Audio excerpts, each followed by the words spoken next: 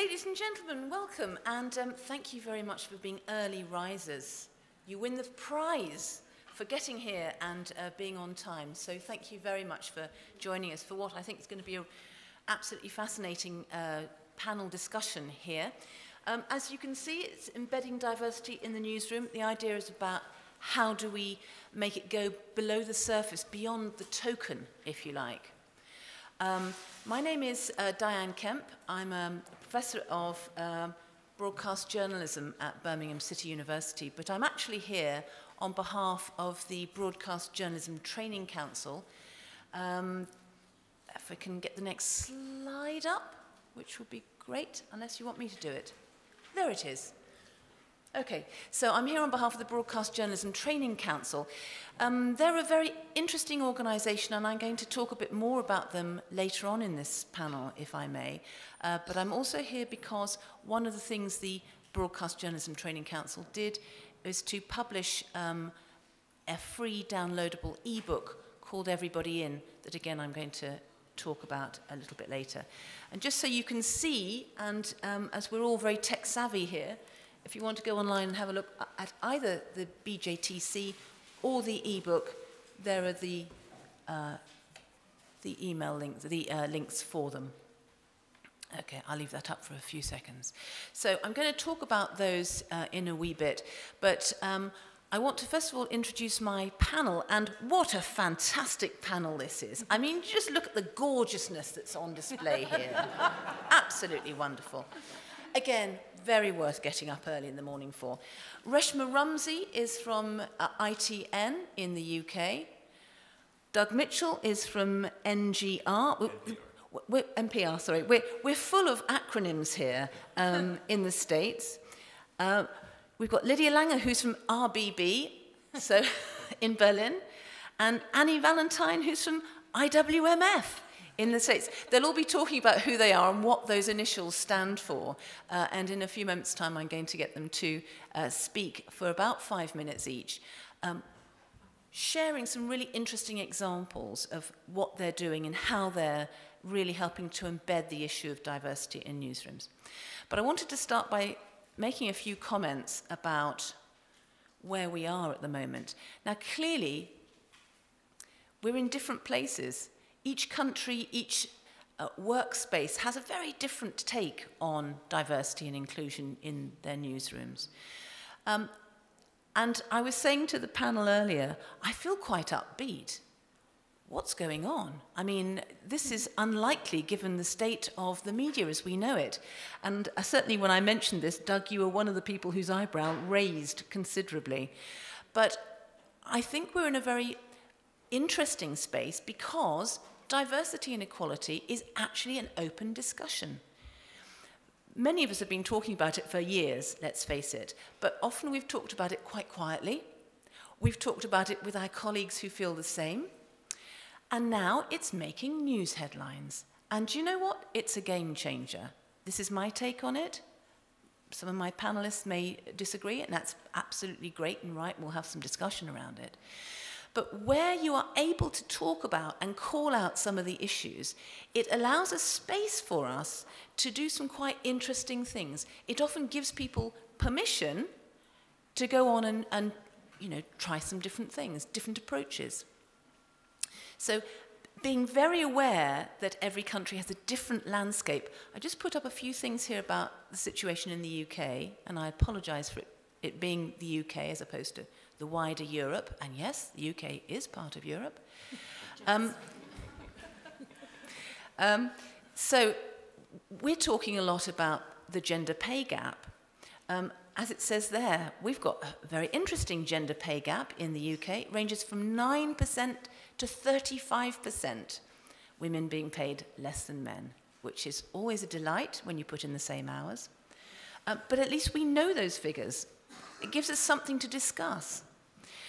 Because those figures are out there, a group within the BBC called BBC Women started to talk openly and campaign against that situation. It's led to the BBC giving a commitment to close the gender pay gap by 2020. I'm not entirely going to hold my breath, but that is fantastic. The moment we have some figures, the moment we discuss something, someone's had to make a move. The issue of the #MeToo movement, you know, raising the discussion about sexual harassment in the workplace, or indeed sexual harassment before you even get into the workplace, allows us to be talking about those issues. What's it actually like in the newsroom? This is the next piece that's up there. I think a really useful idea of how, where one group, one small part of an organization says, I'm going to make a change, the ripple effect of it can be quite huge.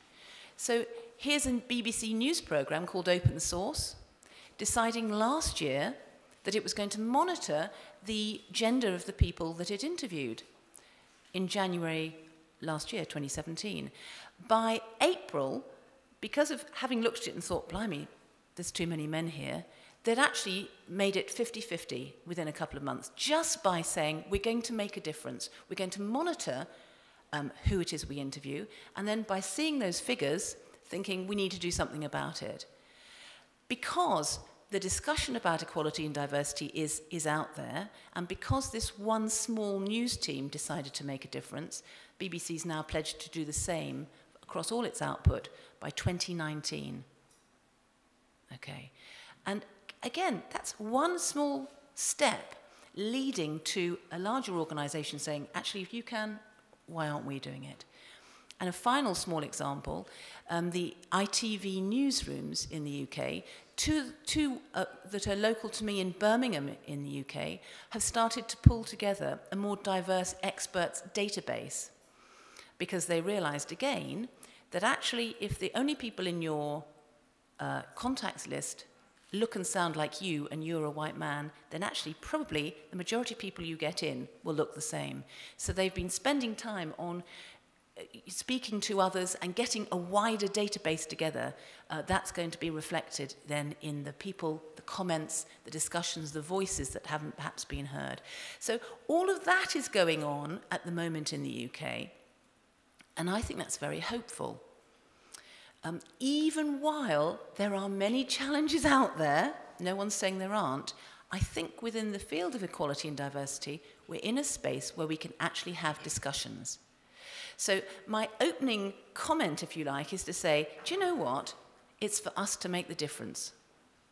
And I've got up some panelists here who've been doing that for some time, and I want them to share some great examples of things they've been doing. So, ladies and gentlemen, I'd like to invite our first speaker, Reshma Rumsey, who is from ITN, to say a few words about the work that she does. Reshma. Good morning. Good morning. As Diane said, I'm from ITN, Independent Television News. We have contracts to provide the news for ITV Channel 5 and Channel 4 in the UK. I'm the social affairs producer there. Embedding diversity in the newsroom is something we are really committed to and striving to get right at ITN. We have a history of outstanding journalism from all over the world, and it's crucial that we represent the communities who watch us, but that's easier said than done. It's not just about having token non-white faces on screen. As Diane said, we've gone way beyond that now. It's about how we portray people and challenge perceptions. And as I say, it's not just about the people on screen, it's about our contributors, the experts, not just the people we see telling us the news, but the people within it. We're very good at identifying diverse faces when it's an obvious story, but when it's not so obvious, that's when it becomes problematic. I mean, Britain, as you know, is hugely diverse. A wide range of communities now make up the fabric of British society. So why would we just show Muslim faces when we're doing stories about terrorism or honor killing? Why would we just show people from Afro-Caribbean communities when we're doing stories about knife crime, or just talk to disabled people when it's a story about disabled people and not at any other time? That's not to say we shouldn't if it's relevant, but we need to go way beyond that. So at ITN, when we've been doing stories about Brexit or social welfare or children's dental health care, we're really mindful to think actually, we don't just want to go to white families from certain areas. Why can't we talk to Muslim families then, or Asian families then, or people from other communities? My brief as social affairs producer, it's very easy to stereotype, and we have to work really hard not to do that. It's about changing mindsets and asking the questions. So sometimes if a story is not location specific, and we have the choice to choose where we go, well, let's go somewhere that is diverse. Let's not go to a predominantly white area or a predominantly an area that's predominantly Asian community. Let's go to somewhere where we know we will get diverse opinions. And that's such a small thing to do, but it's easily forgotten. Sometimes you have default places because it's close or it's easy to get to, or you know you'll get a good response. But actually, just thinking about where we can go makes a huge difference. Another thing that we're really mindful of and that we're trying to do is changing mindsets within the newsroom and the culture. And the best way to do that is employing a diverse workforce. I mean, it seems so obvious, but actually that doesn't happen. And that feeds into the news agenda. So if you have people from different communities who can challenge the white Christian values, well, that's great. That's informing everybody in the newsroom. It's informing the agenda. And we have lots of people from the Jewish community, Afro-Caribbean community, Asian community, and they're in touch with their communities. They know what's going on, so they can feed that into us. We have a big Asian community in the UK, and a few years ago it was an anniversary of when Idi Amin sent all the Asians from Uganda and who came to the UK. Now that wasn't on the news agenda, but there were people within the newsroom who said, we must mark this, it's huge, and it really connected with Asian communities, and we had brilliant feedback. And also it's understanding, it's building trust with those communities. Many of them don't trust the media. So if you have people who have connections with those communities, they can build those bridges, they can make those connections that we need. And sometimes it's saying events within those communities that we would ordinarily dismiss and say, oh, that's not particularly important or interesting. Changing our perception on that and asking, well, actually, for that community it is. Should we be doing it? Should we be doing something that will resonate with them and help build those bridges? And also in our foreign coverage, thinking about places where these communities come from. If we do more coverage from those areas, then again, that resonates with them, it builds the bridges and makes them feel inclusive. For example, we were doing a story around the budget on benefits, and we were in Bradford. And again, that was a place that we picked because we don't tend to go there very often. It's up in the north, and that has a big Bangladeshi population. So we're really determined that we should try and have representation of that community. Now, it's not easy because sometimes it's understanding the communities, the nuances. Sometimes those communities find it hard to talk publicly or to admit that they're on benefits. But if you make a commitment, and that's, I think, saying we're committed to this, we're going to really try hard. So it was working with local community leaders, trying to persuade a family and building their trust and showing them that, you know, they weren't going to be exposed in any way, or that we would have a good relationship and portray them in a good, responsible way. And it was really effective, and we had really good feedback again. We used a deaf person in a package.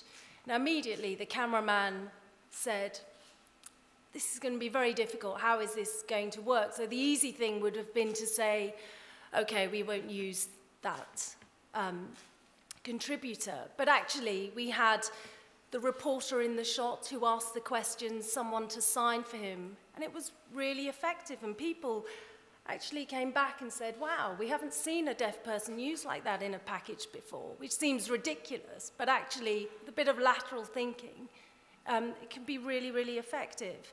For example, the Grenfell fire. I mean, these people had been through such trauma, and for us to then be there and try and build bridges with the community there was very, very difficult. But again, it's having that commitment, saying we're going to have someone there, we're going to have someone committed to building those relationships with that community, and then over time, they trust you and we can work together.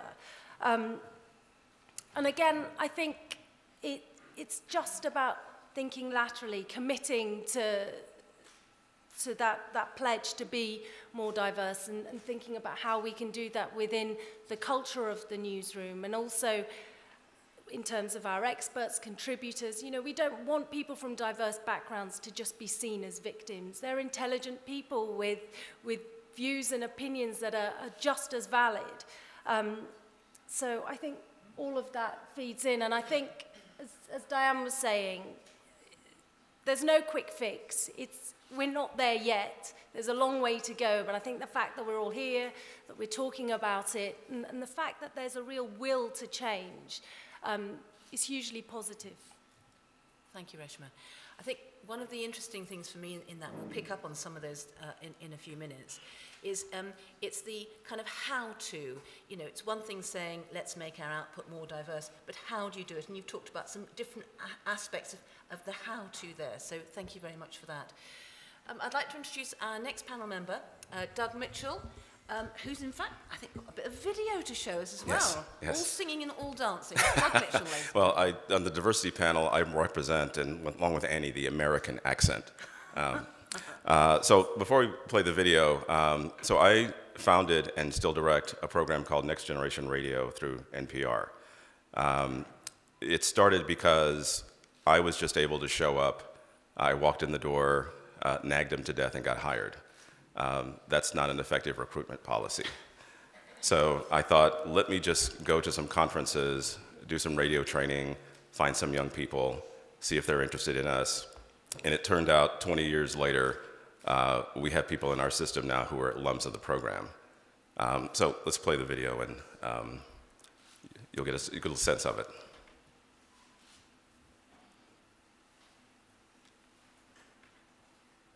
Does she have to control it from up here? Nope.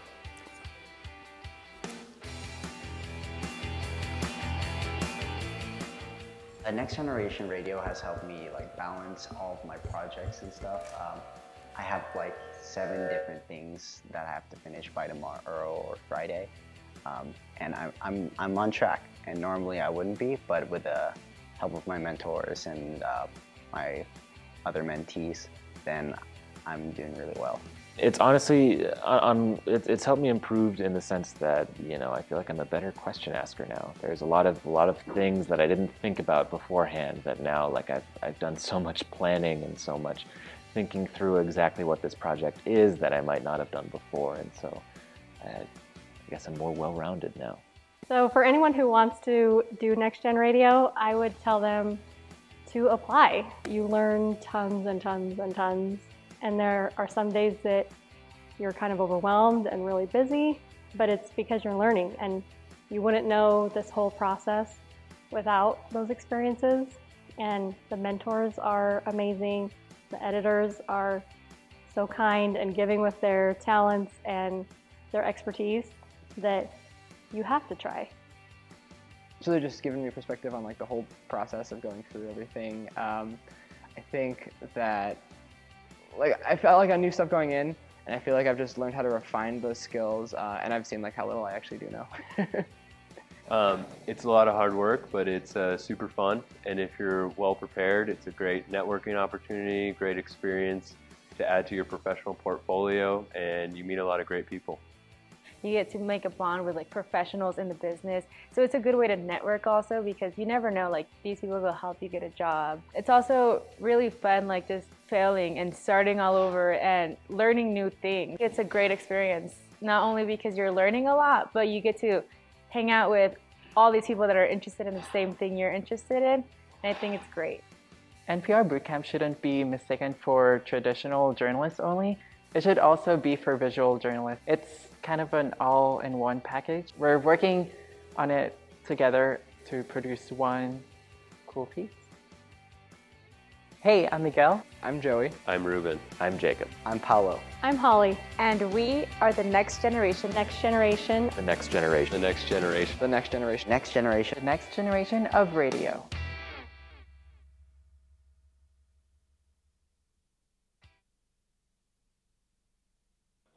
Young man you saw, who was a graphic designer. So even though we're called it Next Generation Radio, we have over the years become broader in the kinds of people that we're looking for because media has become broader. We don't have any trouble finding young people of color who are interested in our program because of that video and because on our website there are rotating photos which basically say, you look at it and you see yourself in it, that means we want you. It's a great marketing strategy. If you're looking for certain people, you put them in the photo, and you send the photo out over social media. We have no trouble finding them. Next Generation Radio is a solution to a long-held problem that we've had, and I'll speak for public media in the United States. NPR, in the last 3 years, has transparently put out its staffing numbers. They are pretty much what you would expect them to be, in line with our audience.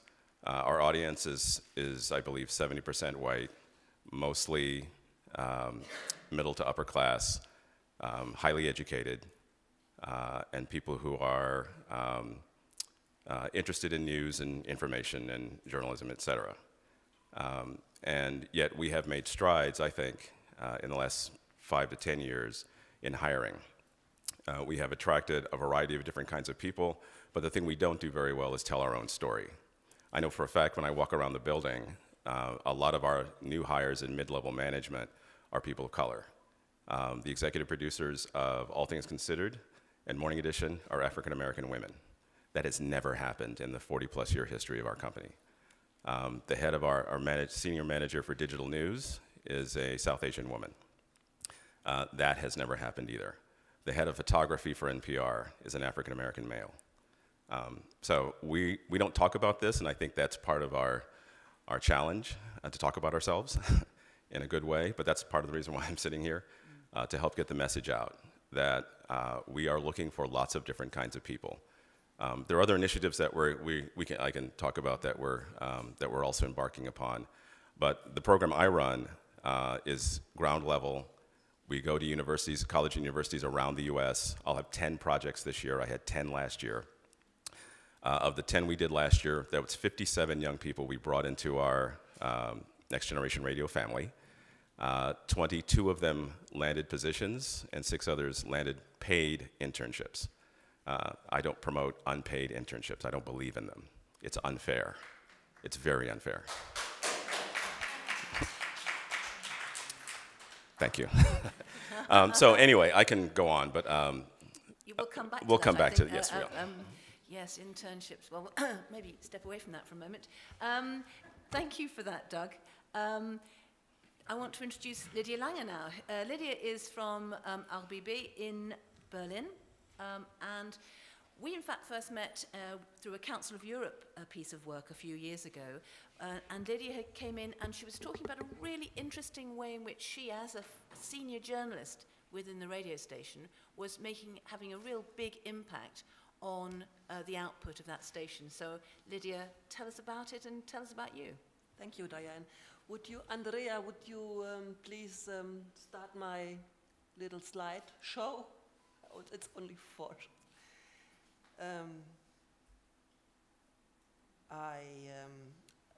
I've been an editor for a long time in Berlin. I worked for a women's program in radio, not for TV. And 6 years ago, I was elected as an equal opportunities manager. The second slide. Could you do it? Yes, because it's easy for me to. Oh, thank you very much. My job role is I'm elected for 4 years from all the employees of our radio company. I had to be released from my original duties. I can't work any longer as a journalist. I do one little program because I like it so much, but I have to, the other work, it's too big.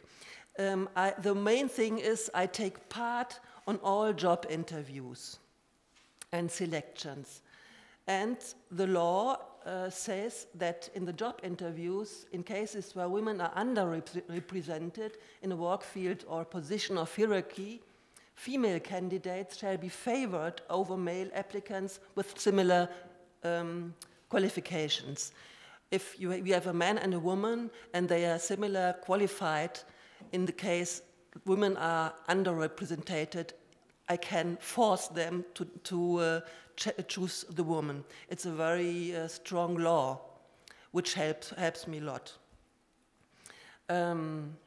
I can make suggestions to advance gender equality. For example, I can suggest to make gender budgeting. I don't know if you know this. The gender budgeting means that every euro that the company spends has to be looked how it. It's got to be spent across both genders. To both genders, yes. And I can object to 2 decisions. Yes. And the next slide, I can do it now. And the subjects of my job is gender equality. I occupy with the employment structures and the underrepresentation. I'm interested in the work-life balance of job and family. For example, when women get pregnant and they want to come back to the work, I help them to get the same position they had before, and this is not so easy to do because, yes, they try often to to bring them other works. Yes. Also, the pay gap between women and men is one of my. What is the pay gap in Germany? In Germany, it's 21%. And also the role of men is important because I don't only occupy with women, but for example, I encourage men to take the family leave. That not only women do this work, also men have to do it. And I can support them because it's not so easy in the company when a man says, I want to have 1 year of family leave. His boss says, it's too difficult for me. You are so important. I need you. You can't do it. Your wife shall do it. And then I can help him. I think this equality is only possible if also the men help to do it. The men help to do it.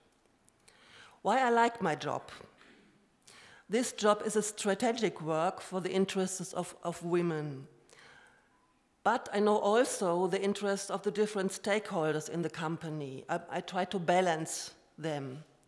I don't force the director to do something, but I try to convince him. And I think that the empowerment of women means a benefit for the company, but then because I'm really convinced that mixed teams are better teams, that they work better, and that it's possible to convince the others. And so I help my radio company, the RBB, to be fit for the future. But the daily work is, I don't forget the daily work, and this is to support the women and their day-to-day problems. For example, I have many I speak many about Me Too cases. Women come to me and we speak about Me Too cases. In Germany, we have a little Weinstein case, and and therefore now also the women in our radio company dare to come and speak with me.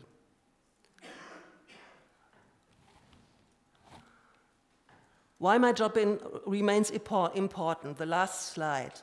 There is a new study of the Rostock University ordered by a well-known actress in Germany. Her name is Maria Furtwängler, and she wanted to know how many women and men work on the screen of TV and movie in Germany. How old are they?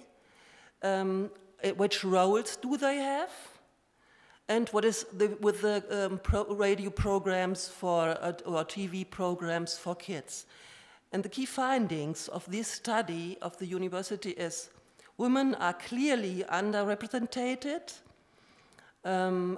It's only one thing, it's like the reality, telenovelas and daily soaps. You see very many women in these programs. The age gap, until the age of 35, you find as well women and men. And when the women get older, they begin to disappear. Oh dear. When they, Speaking personally. When they are 50 years old, you don't find only 2 women and 8 men. This is the proportion. Men explain the world. They are experts, presenters, journalists, speakers. Women are wives, mothers, and victims. And if you think the future is equal, it's not. If you look at the TV programs in Germany, it's really astonishing. All the characters are male characters. One of 4 figures is a woman, of 4 characters. And the most astonishing thing for me was if you look at animal characters and the imaginary characters, you find 9 men and 1 woman. Also the monsters, or those robots, they have male voices. And it's not necessary to do this, but it is so. Okay. So I think progress is a snail, and I have to do more work. Progress is indeed a snail, but one of the things that you did when you were working as a journalist in RBB was to actually sit alongside those people who were planning the breakfast program, major decision-making program, and point them in the direction of having more women interviewees. So even though progress is a snail, by taking some direct action and putting yourself in there, you can actually have an influence, which is something you did. Yes, so Lydia, we'll come back to that. Thank you very much indeed. Our final panelist is Marie Valentine, or Annie Valentine as she is, who's from the IWMF, our second American on the panel here. So it's an international festival. Annie, tell us something about the IWMF, actually. Well, first, I'd like to say I wish that every media organization had your position, Lydia. That would be a super good start. So I'm Annie. I'm the Senior Program Officer at the International Women's Media Foundation. We're a Washington, D.C. based organization that for the last 30 years has advocated for greater gender equality in the global news media. We were founded by a group of American journalists who saw gender inequality in their own profession in the States and also across the globe. We've grown quite a bit since then. We're still a small team. We're only about 11 people. But we do our best to support greater gender equality in the global news media through a variety of awards, grants, fellowships, research, training, and community building. So to sort of build off of what Lydia said, when we talk about gender inequality in the media, a couple of things come to mind. First off, I think it encompasses a lot of larger issues. I think at a base level, who is writing or reporting or photographing the news that you consume? Who assigns who is writing the news that you consume? Who gets paid equally for the news that you consume? Do the people have access to paid family leave, men and women? Because I think men are a really important part of the conversation that gets left out when we talk about family leave. Who has access to prime assignments? Who gets nominated for awards? Who has access to the best equipment? Who gets the skills training that they need? Who is paired up with a mentor, either formally or informally? Who gets spoken to about recruiting practices? Where are recruiters recruiting? And how are promotions handled? Are they transparent? So those are a lot of the things that I think make up this larger issue of gender inequality in the media, in the news media. So it's a couple years old, but in 2011, the IWMF undertook a global report about gender inequality in the news media and surveyed media executives and reporters from 59 nations. And I wanted to highlight a couple of key takeaways. One of them being that 73% of news executive jobs worldwide from our survey were held by men.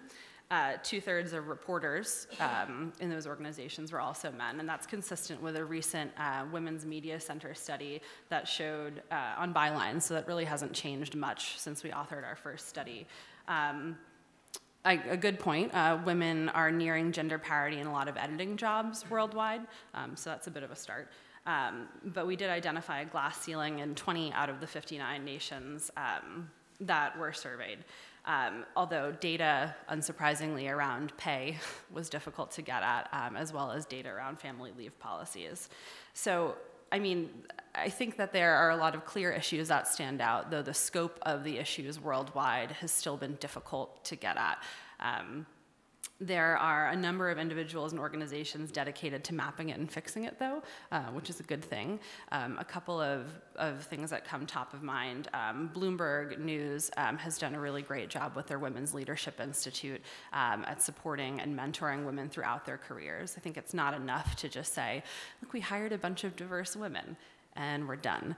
There needs to be a conversation that continues so that you're keeping those women in their jobs and in the pipeline and they don't just leave. I think they were also one of the first organizations to talk about having a woman present in every story that was produced. There was an initiative that we helped fund in 2017. A journalist named Daniela Zalkman wanted to address the gender gap in the photojournalism industry, which is quite large. So she founded an organization called Women Photograph. She was hearing from a lot of editors that they just couldn't find where the women are. They didn't commission women because they didn't know how to find them. So Daniela took it upon herself to build a global database of over 500 women. And it's got their work on there, it's got their bios on there, their contact information. And she also went a step further and made sure that she got some of those 500 women at conferences speaking publicly about their experiences, about their needs. She also started a mentorship program and skills building classes. So that was a really concrete example of someone who was able to move the needle pretty far in a short amount of time. And I think how well it was received really speaks to the appetite for something like that. A couple of other resources I wanted to mention, the American Society of News Editors, and apologies, a couple of these are geared mainly towards the US, has an annual survey of newsrooms. They just published their results. So does the Women's Media Center. They also have a SheSource database that pulls together experts on various subject matters that bookers and producers can go to look for more diverse sources. Foreign Policy Interrupted, an organization that trains women foreign policy experts to be better engaged with the media. So I'm sure there'll be more that come up, but I just wanted to finish by saying I think the case for diversity in the news media stands on its own, and I think you would have to make a case for the status quo. I don't know what is to be gained by having majority of media organizations or coverage that is produced by like old, privileged white men. So I think with that, I'll turn it back to you. Thank you, Annie. Thank you. I mean, I don't know how many people felt when they were listening to that, the last things you were saying there, that sort of slight sense of we're hiding in plain sight. You know, anyone saying that they can't find the women. We're 50% of the population. That's quite hard to ignore us, really. It's really often, if you've been interested in diversity for a long time, it's quite easy to feel beaten down by that awful sense of here we go again, or, you know, why aren't we just solving this problem?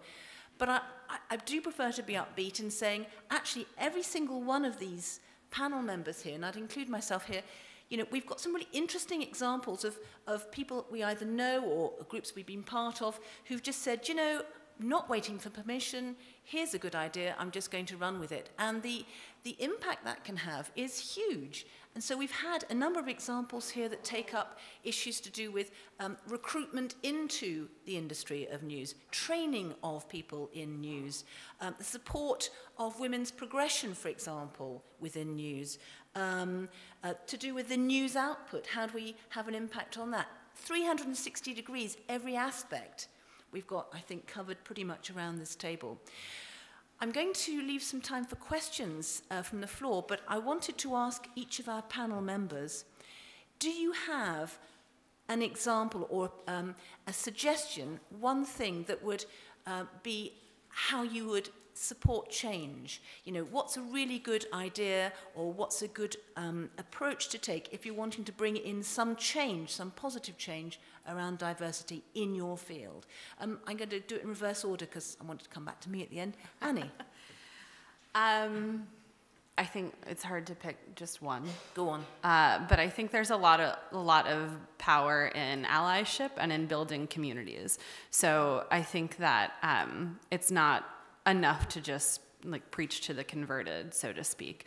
You know, if you're working if you're a man, you're working with a female colleague, what are you doing to support her in taking a leadership role in the project that you're working on? Are you being transparent about pay? Are you talking about how much you're paid? I've got an anecdote of a journalist that I worked with, and she had someone come up to her, and they worked for a lot of the same outlets, and he said, I make more than you, and we work for the same outlets. She was like, well, how do you know? He was like, I just know. So they had a discussion about it, and that enabled her to go back and to negotiate for what she should be fairly paid. And I also think there is a lot of power in news organizations providing opportunities for women to network with one another. I think that there is definitely a lot to be said for the age gap, when knowing that there are women, sort of what Doug was saying before, like people who look like you, women who have had a kid, who are still working or have re-entered the workforce, and who may be able to answer or guide you on a lot of the issues that you're facing as someone who's younger in the industry. So I think opportunities definitely for women to network with one another and to build solidarity. I think that's super important. Thank you. Lydia? It's very similar to yours, Annie. For a long time I worked as a freelance journalist, and it was a hard competition. And I learned that it's very important to overcome this, to network, to have confidence. Oh, that's it. I said that I worked for a long time as a freelance journalist, and that was a hard work because of the hard competition. And I think we should overcome this. We should network, we should have confidence in others. An example of my company, I initialized a network of female program assistants. The program assistants are all women, and 2 years ago I said, try to build a network, and now since 2 years they help each other and they reach many things. Now I'm going to build a network of female leaders in my company. And one suggestion for the young women here, if you are a young woman, if you want to build a family, if you choose a man, choose one who is willing to share the family work with you. It's funny, but it's really, really important. Okay, it's a bit of life advice as well. Doug. don't wait for someone else to do the work. Do it yourself, which means don't ask for permission. There's a late poet and jazz artist named Gil Scott-Heron who I quote a lot. He said, one person can't do everything, but everyone can do something. So don't wait for other people to do it. More specifically, I would say mentorship, internal and external mentorship. Last Friday, I spent an hour on the phone helping a young female negotiate a contract for a new job, including moving expenses, which she had never tried to negotiate before. I just did that because I could. And I learned a lot myself. So if somebody asks you for help, please offer it. Please offer it. You actually do know stuff. Don't defer saying I don't know anything, because you actually do know stuff. Thank you. Very good. Reshma. I would agree with the mentoring and well, everything that everyone has said. I think recruiting the right people is crucial, and making a real commitment to that, and diversifying within that, and training within the newsroom, so that people understand how to work with different communities, and to broaden their horizons, I think will then feed in to the newsroom and what we're trying to do, and that real commitment. And I think if everybody commits to a change within themselves, then collectively that leads to bigger change. Thank you. I'd like to add something myself. Can you just put the slide that I've got up here up on there? Thank you. I want to go back to this. So I'm here on behalf of the Broadcast Journalism and Training Council. For those of you who don't know who they are, just have a look at the logos up there. It's, I think, I would be a terrible journalist if I said nearly unique, because obviously that doesn't make sense at all. But, you know, it's quite unusual where you've got that group of people sitting around a table together, BBC, ITN, Sky, etc., etc. And they sit around a table in a genuine partnership with universities who are training journalists. They've been doing that for the last couple of decades. And over the last 10 years, we've been getting a lot better at having really robust discussions between us about how we improve things such as diversity. And so this is picking up on pretty much what everybody's said here, that idea of, do you know what, be on the committee that makes the change and speak up if you're on it. Okay, don't wait for someone else, certainly don't wait for permission. But ally yourself with the kinds of organizations who actually, you know, they've got the clout, the weight to make some change.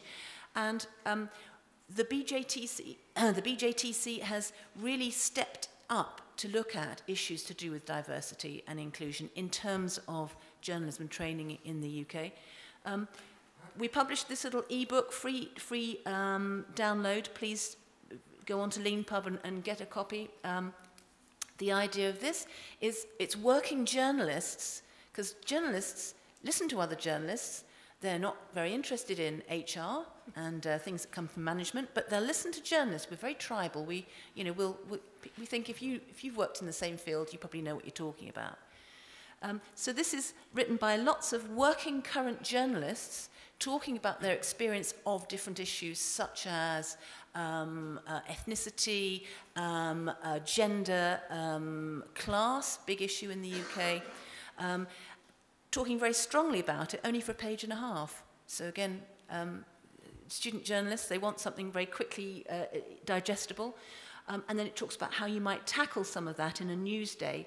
And it's been quite interesting, this, as something that the BJTC said, let's just do it. We sat and wrote it and published it. Okay? Be the difference. The BJTC's got partner days where it actually invites people to come and talk to people who do the training. This partner day that's coming up, the majority of all the speakers are women, simply because the person who organised it, who's in this room, decided that would happen. You know, and you don't wait for permission, you make the change. I go back to my relentlessly upbeat start to this, that actually we're in a place where nowadays, for many of us, I agree not everybody, and certainly not in every country, but there is a space for us to occupy which perhaps wasn't as open to us in years gone by. So let's not wait any longer. Your snail pictures really rather stayed with me, Lydia.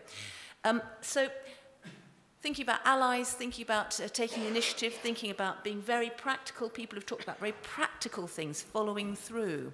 But I wonder if anyone's got any questions or any points or suggestions. Oh, yes, indeed. Fantastic. So do we have a roving mic, or are we just going to speak from the floor? We'll hear it, so that's fine. Colleagues, do we need a roving mic? We do. Okay. Lady at the back was first up. She pretty much sprung from the chair. Hi there. I'm Jasmine Bayoumi from Al Jazeera English. I've got a question for Ms. Lange. So from what I heard from you is that you're very concerned with diversity in terms of gender at the RBB. And my own experience, I'm also German, half anyways. My own experience in Germany is there were a bunch of women in the newsroom or in the organization that I worked at, but there was nobody who was brown, there was nobody from Asia, there was nobody who was black, and I felt like I was the only brown person there. And there was, when I raised the point with one organization, they were like, well, we know, but oh well. And I was wondering what you do to also create a diversity in terms of heritage and a background of migration, and because these people actually bring a lot to the table, and I've felt this is very much missing in the German media landscape. Yeah. Thank you. You're right. It's not the main thing of my work, but I'm working in a diversity network in our company, and we try to change this situation. I have it in mind, I know it, and it's like you describe it.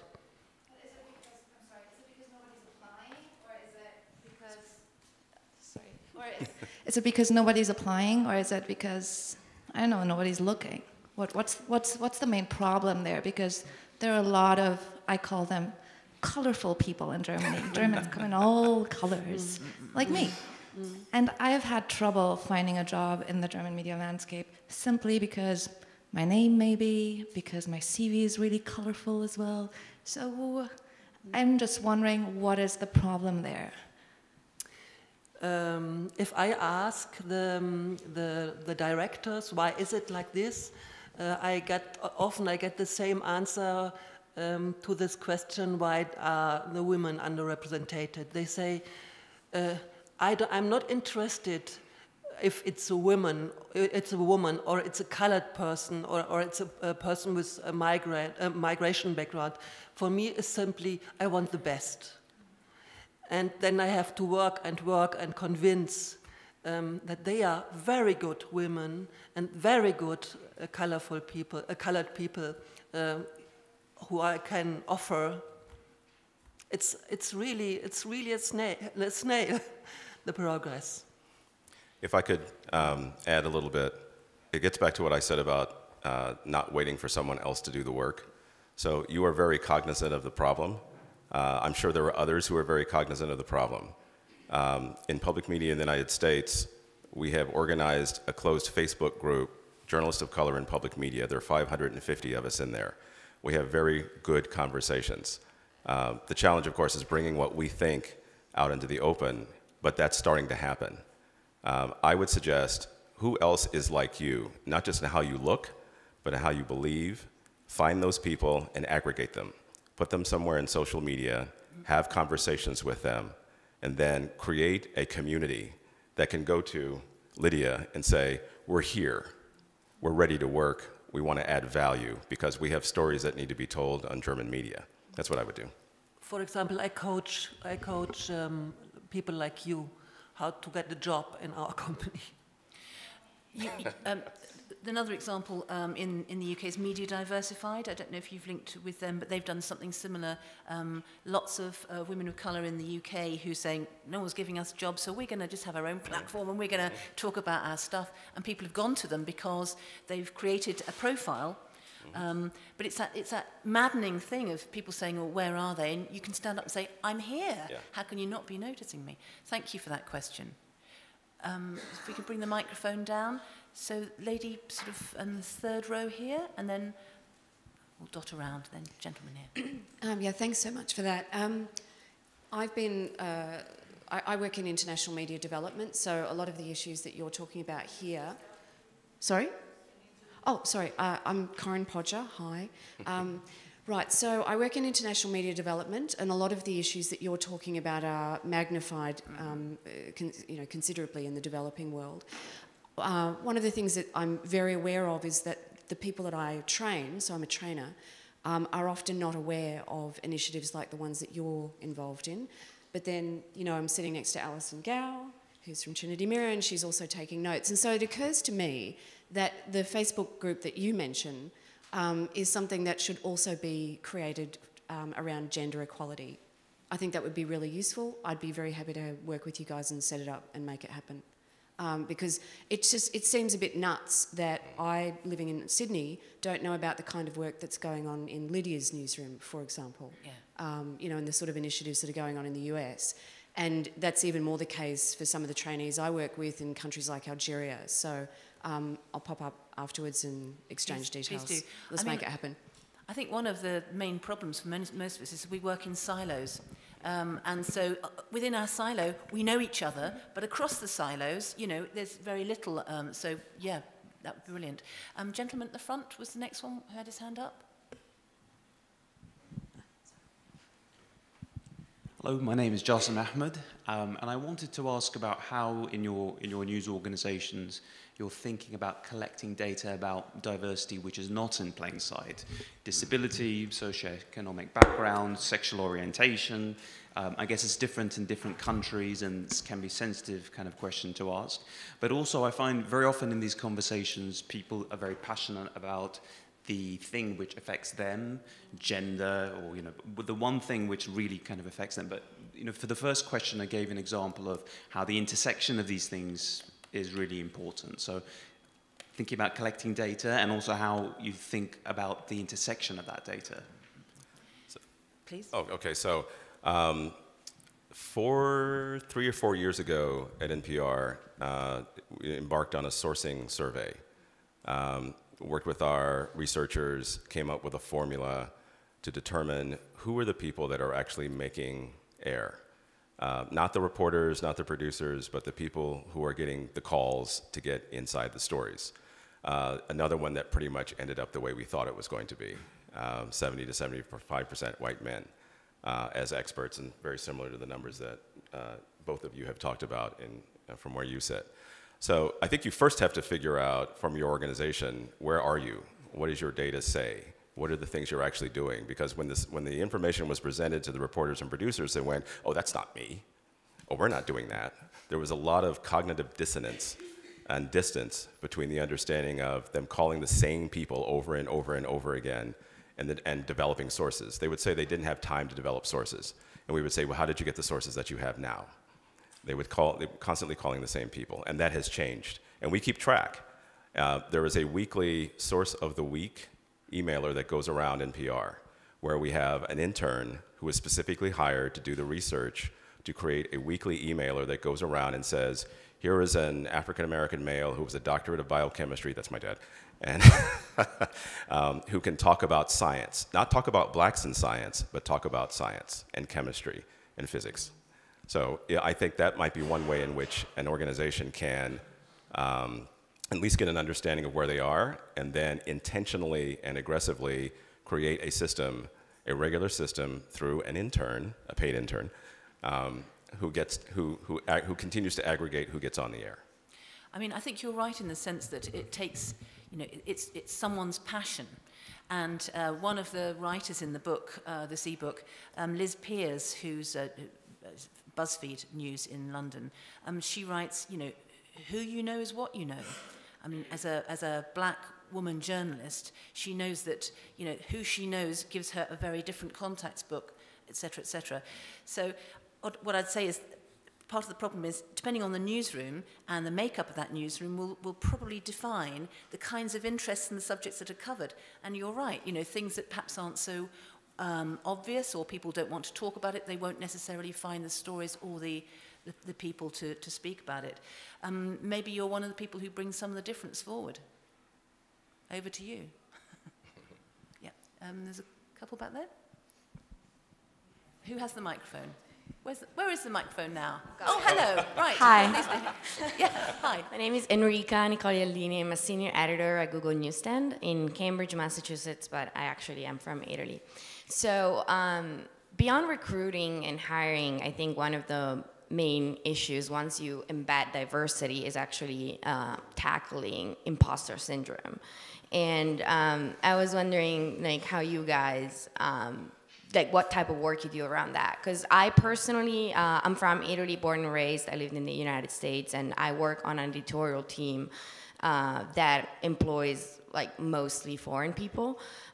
So we've done well in terms of hiring across the world and across races, but I think ultimately, like, our mentality is always very US-centric. There's always this feeling that, you know, if you're, you know, the US people, you know, dominate. And so I think, you know, I'm a testament of being hired for diversity, but at the same time, I do feel this imposter syndrome a lot. And so I was wondering what you guys do in that sense and how you empower the diverse.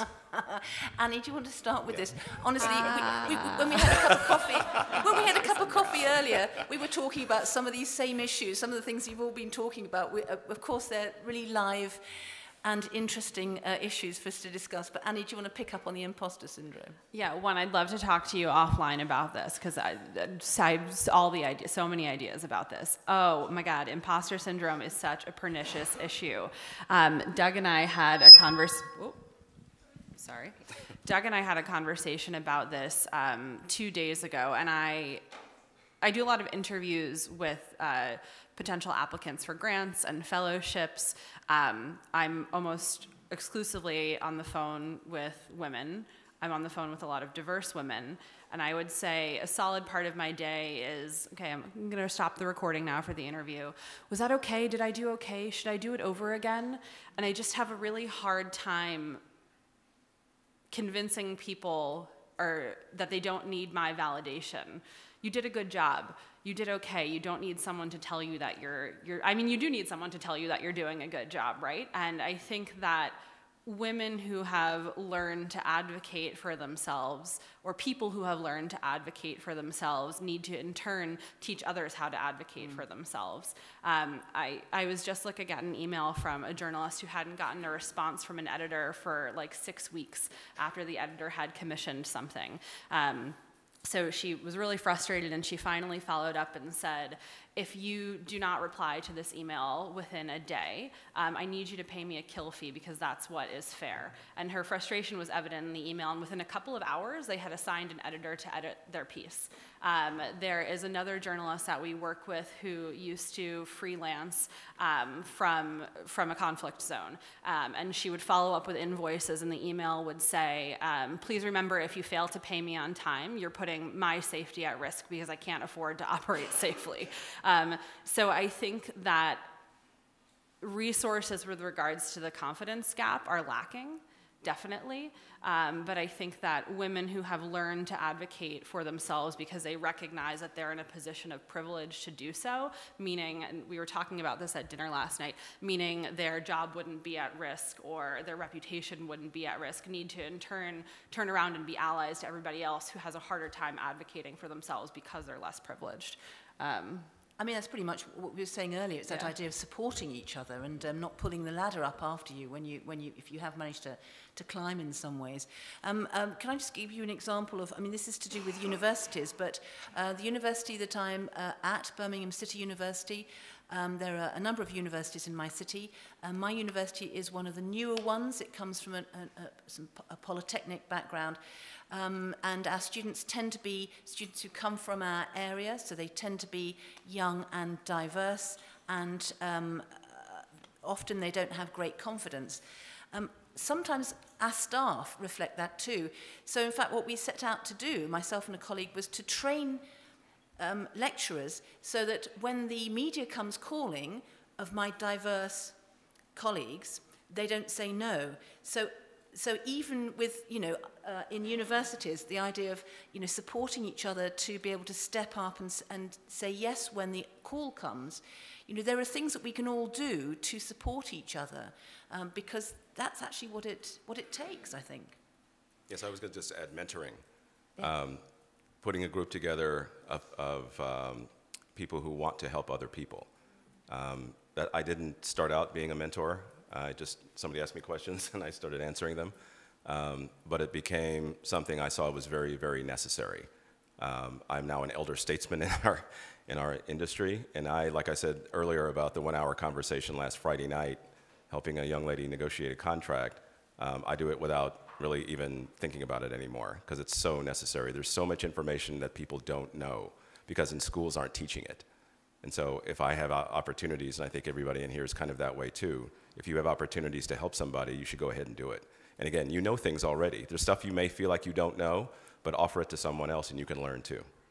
Reshma, do you want to? No, I was just going to add that at ITN in the last few years we have introduced an apprentice scheme, and it's deliberately targeted at people from non-privileged backgrounds, non-graduates, from areas where we don't normally have people applying, and we've deliberately targeted those areas and people to say, yes, you can.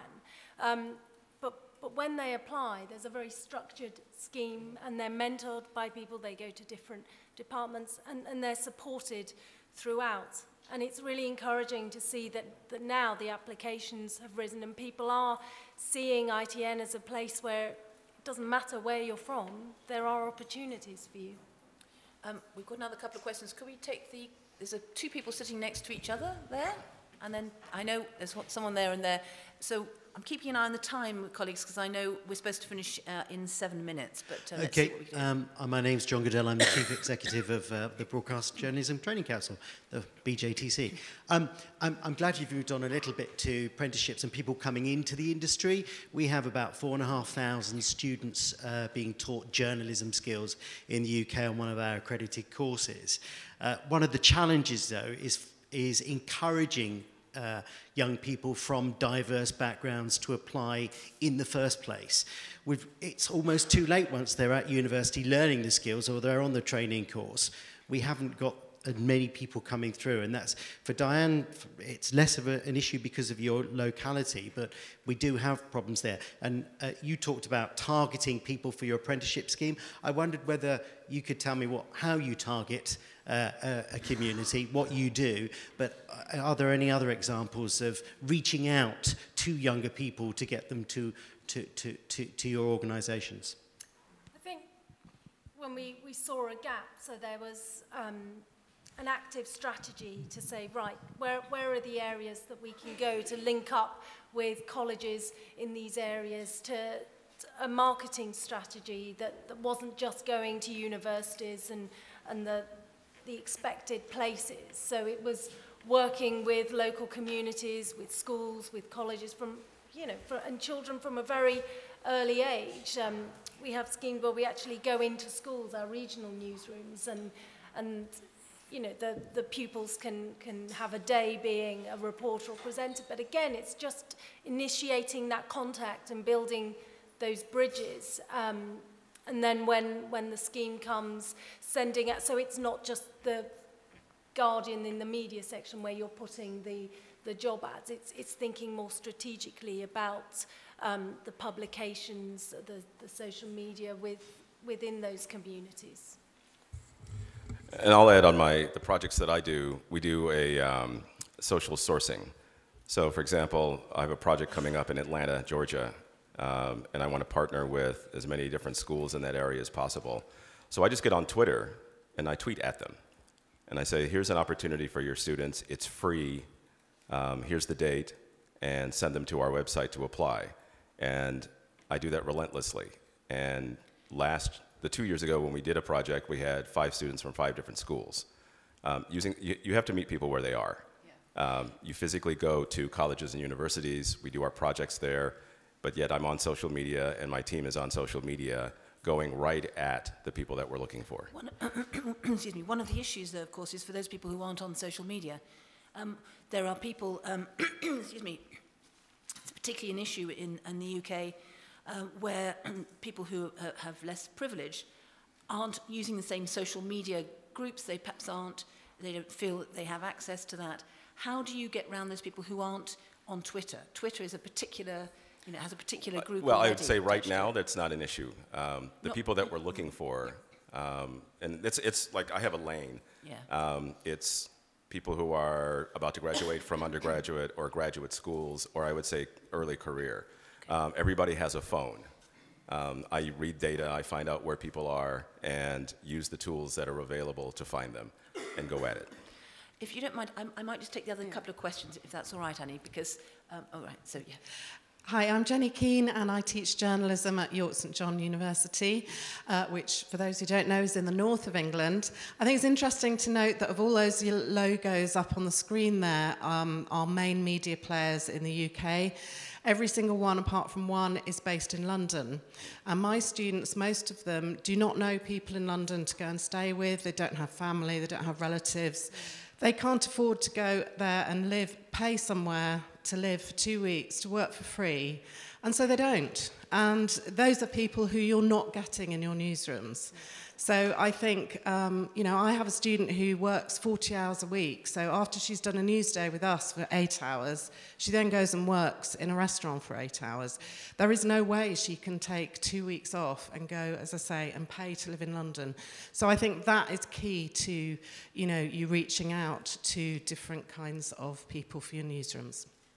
ITV does have regional newsrooms, and they do have trainee schemes and internships. So it's, I mean, we're not there, but it is something that they're aware of, that there are bureaus up and down the country where there are opportunities.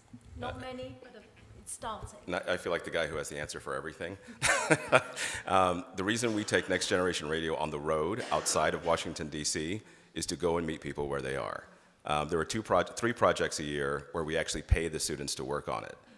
There's 1 project per year where we fund them coming and putting them up in Sacramento, California to work with us. It's not everybody, but at least we're attempting to do that. Well, that sounds good. I mean, I don't see why you know, some of these organisations couldn't come into our universities and do a couple of weeks over the summer or something, you know, bring the work experience to us. It's a good idea. Question from the back. Hi, I'm Ed Lawrence. I work freelance as a journalist. I've been going for about 3 or 4 years. And I just wanted to highlight that last point exactly. I am from a working class single parent family. Sometimes I guess people don't realise that, but I am. And I've come from a very rural community, and that was a big issue for me. I just couldn't afford to do work experience in London. I was expected to, you know, for a start to get this work experience, half the time you've got to know people. I didn't know people.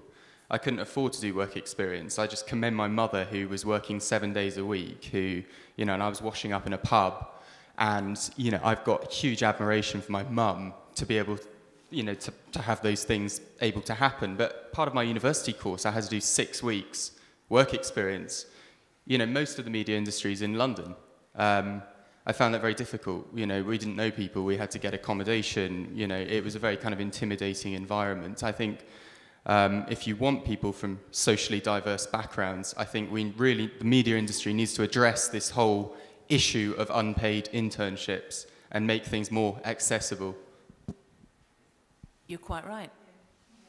It is a live discussion. I mean, certainly in the UK it is a live discussion. Within the BJTC it's something which, I mean, ITN is looking at the moment, coming up with some suggestions. And you're absolutely right. Some of this perhaps comes back to, and I'm thinking about some concluding remarks now, discussions that we've had as a group, which is that in a way the sort of the shape of what a journalist is, or the attributes, or what qualifies as somebody who is doing the right thing, is perhaps based on standards that were themselves set on how those original journalists were, probably white male, and if it's in the UK, from a privileged background.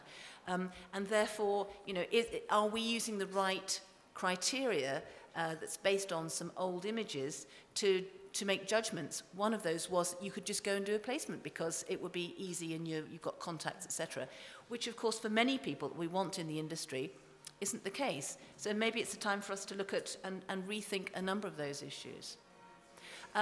We're coming to the close. Colleagues, if there's a final kind of one sentence from each of you that you could say before we close, just to say what could be done in addition that would make life easier, better, much more diverse in the media, what would it be?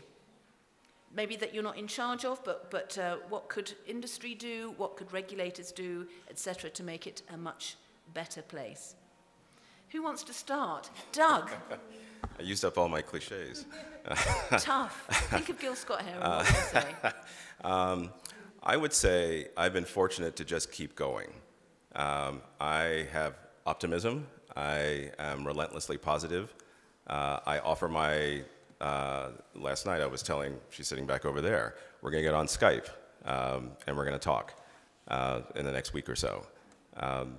And I think more of us need to do stuff like that. There are things that you know. If you have a colleague who's got questions or struggling or something, you may not know everything that you need to tell them, but at least let them know that you care and that you're going to try to help them work through whatever it is that they're trying to do. Don't wait, right. Yes. Lydia.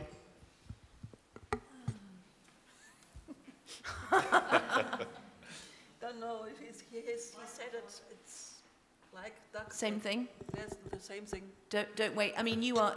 You've not sung your own praises here, but Lydia, you know, the idea that she was voted in by her colleagues to be equality officer is very telling. I think it's making yourself be the difference you want to see, isn't it? Yes. Annie. Yeah, I think what Doug said before about being where people are is probably the most important. You can't address people's needs. You can't recruit for you can't recruit for a diverse newsroom if you're not where people are to begin with, and that includes on social media. It's the way that you ask application questions. It's in everything. Yeah. Reshma. I think making that commitment and then, but not just committing, taking the action and seeing it through. Yes, exactly. Yeah. Don't wait, folks. So thank you very much for coming. I'm sure we're all here and open to questions offline, and have a great festival. It's coming to places like this that allows us to meet up and make the connections that we need to make the difference. Thank you. Thank you.